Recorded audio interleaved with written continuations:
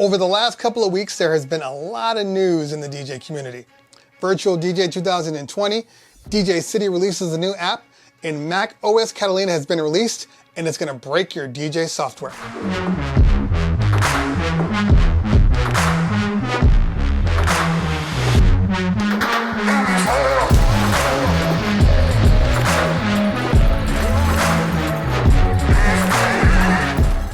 I'm going to change up the format a little bit this week. A lot of topics that pop up don't necessarily warrant an entire video, but I still want to make sure I get it out. And also a lot of people, well, they don't always look at every video that comes out. So this is a way to kind of bring everything together, give it to you in a nice Cliff Notes version.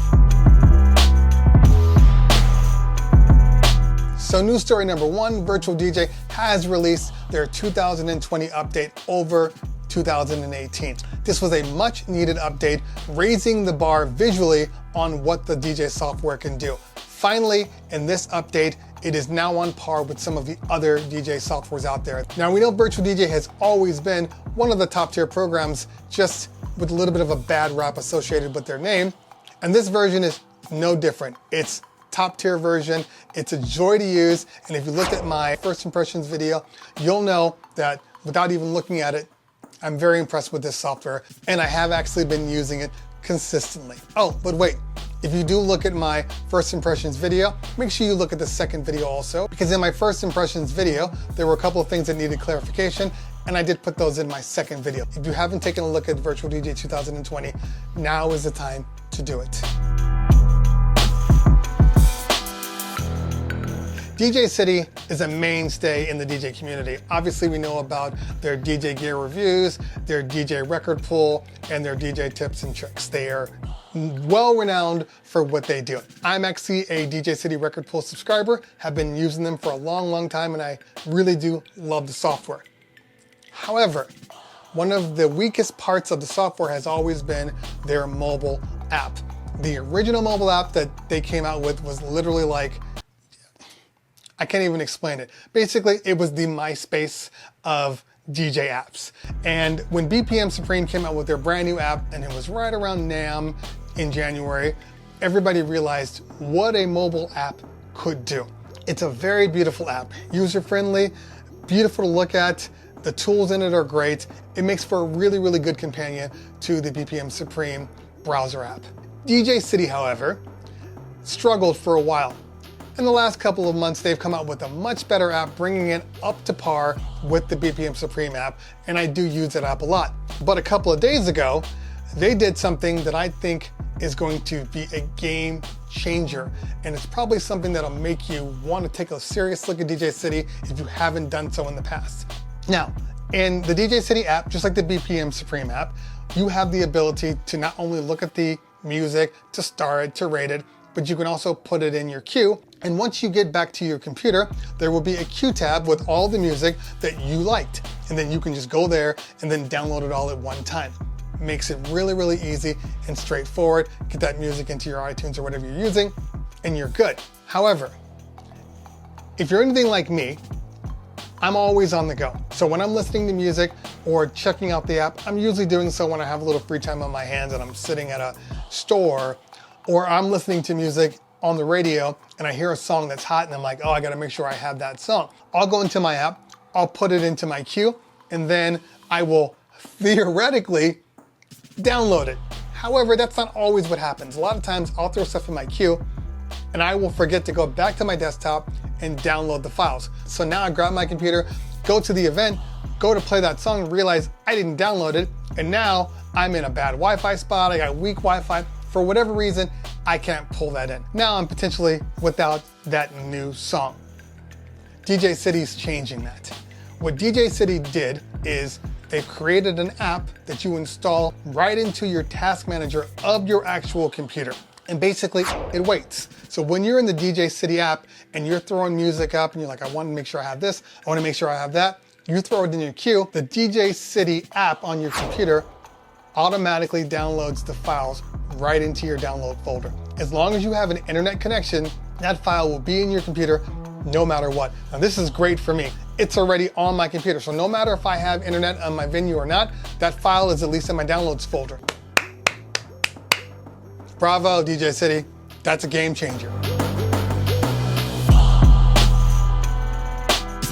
Speaking of iTunes, we turn our heads to Catalina, the new operating system for Mac.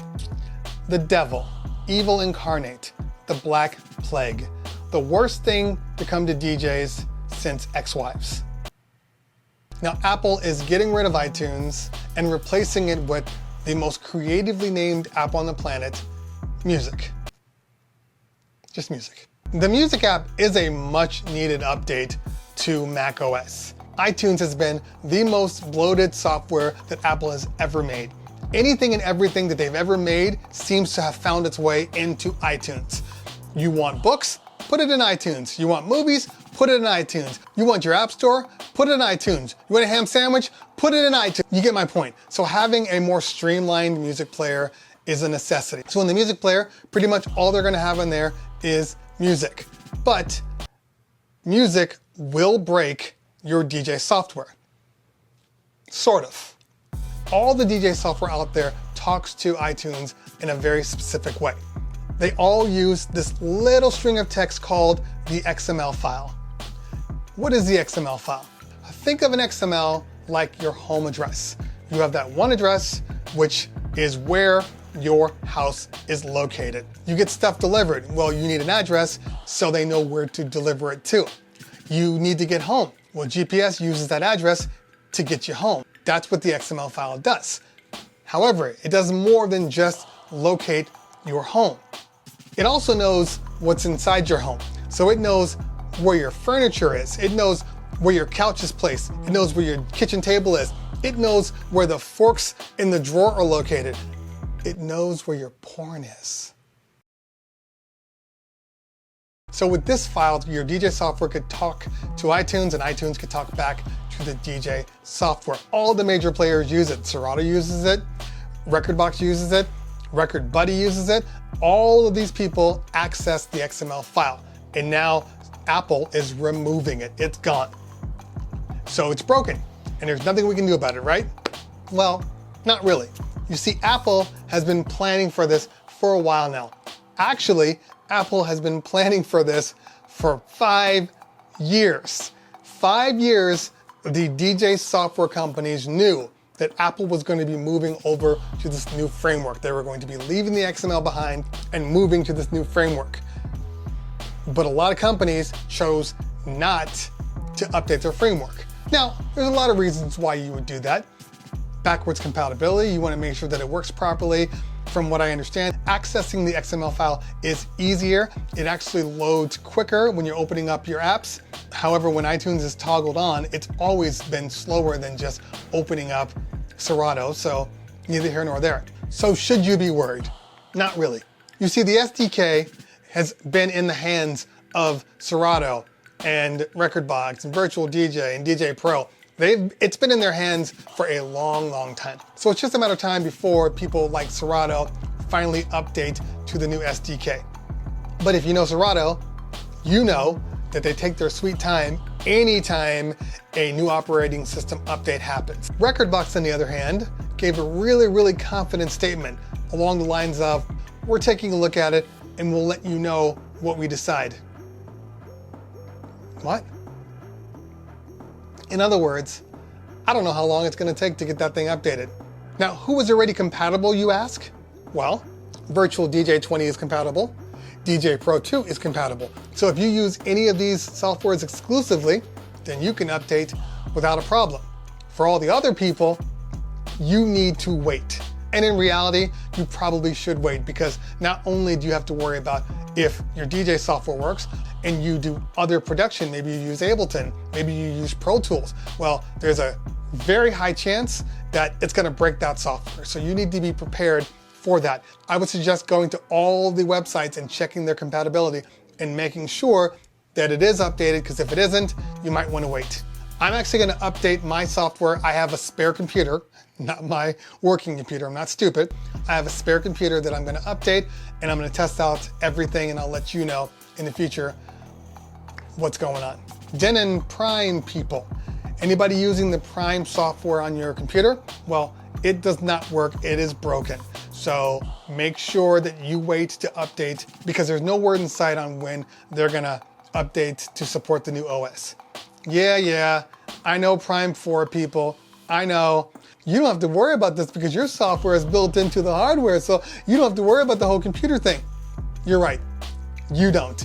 You are in the clear. But Prime Engine people, wait. Oh, and if you're using iTunes on Windows, you don't have to worry. They're not doing anything to that. iTunes isn't updating. So keep on doing what you're doing, I guess. I do find it funny that the lowest app that I mentioned, which would technically be considered DJ Pro 2, is one of the first to be compatible with Catalina. So kudos to you. Kudos to you, Virtual DJ, also. I mean, it's not like you didn't have warning signs. The iTunes framework has been around since 2014. Serato, I'm definitely looking at you. Rekordbox, I'll let go because basically they came out at around that time, so things happen. But Serato, you've had plenty of opportunities. Do better. Do better, Serato. All right, guys, that's it for me today. A little bit of a different format. If you like the format, go ahead and hit that like button. Leave a comment below and let me know what your feeling is on it. Also, make sure you hit that subscribe button. As you can see here, I'm constantly trying to change things up, make it new and refreshing, so stick with me. For all you other people, thank you guys for being long-term subscribers. You guys are the reason that I enjoy doing this stuff every day, and I appreciate every single one of you. Make sure you follow me on the gram, located right here. Always a pleasure. If I don't talk to you later, we'll talk soon. Peace.